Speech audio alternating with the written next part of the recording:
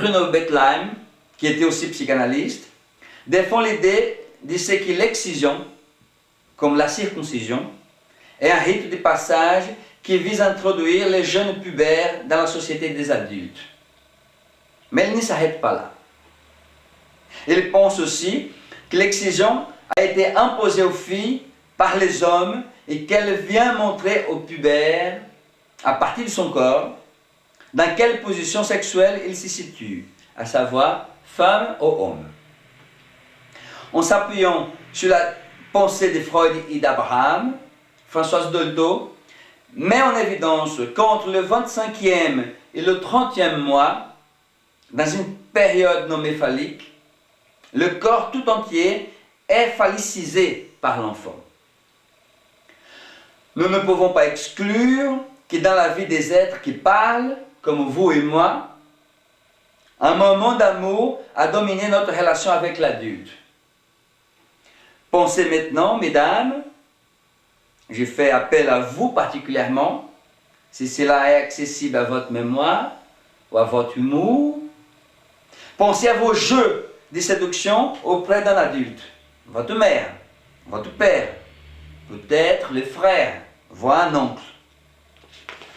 Et que, bien entendu, je souhaite que cet adulte ne se soit pas infantilisé mentalement devant vous au point d'y répondre à votre demande. Qu'un enfant s'entraîne à la séduction avec un adulte, c'est normal. Qu'un adulte y réponde, c'est illégal. Il est vrai qu'hier, comme encore aujourd'hui, la relation de l'être parlant avec le phallus a fait l'objet des cultes.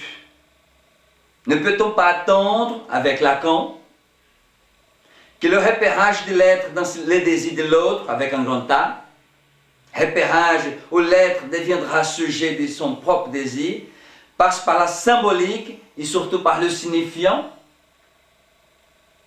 Vous ne pouvez pas mettre en place un dispositif de prévention contre l'excision sans lui donner le statut d'agression, par la voie de la mutilation du corps de l'infance, terme proposé par le psychanalyste Sándor Ferenczi pour désigner l'enfant qui n'a pas encore acquis le langage.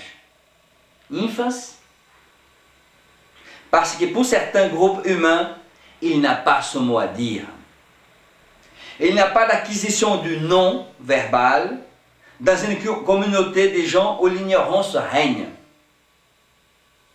Ce n'est pas étonnant de remarquer que chez les membres des communautés éclairées, juives, musulmanes et catholiques, nous voyons diminuer considérablement cette pratique d'identification au groupe par la livre de chair.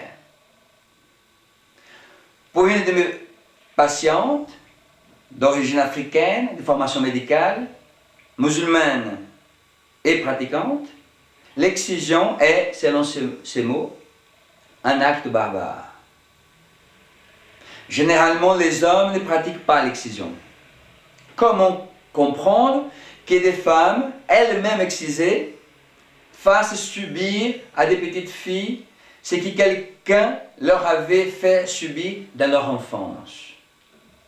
Nous parlons en psychanalyse d'identification à l'agresseur. Je pense que l'ablation, excision, circoncision, infibulation, comme n'importe quelle atteinte aux organes génitaux des filles et des garçons, est la manière qu'a trouvé l'adulte, homme et femme, en utilisant l'alibi du rituel religieux et culturel pour justifier l'actualisation de sa haine refoulée envers son agresseur, celui qui l'avait agressé quand il était infant à son tour. Les adultes, de façon sauvage, comme nos frères aborigènes de la tribu Pita-Pata, qui pratiquent l'introcision à des fillettes à peine pubères, et donc insuffisamment développées pour des rapports sexuels, ou de façon plus raffinée, comme nos confrères médecins qui excisent, mais sous anesthésie, comme ils aiment à le dire, utilisent l'argument du rituel, de l'hygiène, pour s'y venger. Ils s'y vengent de ce qui, pour eux, est de l'ordre de la haute trahison.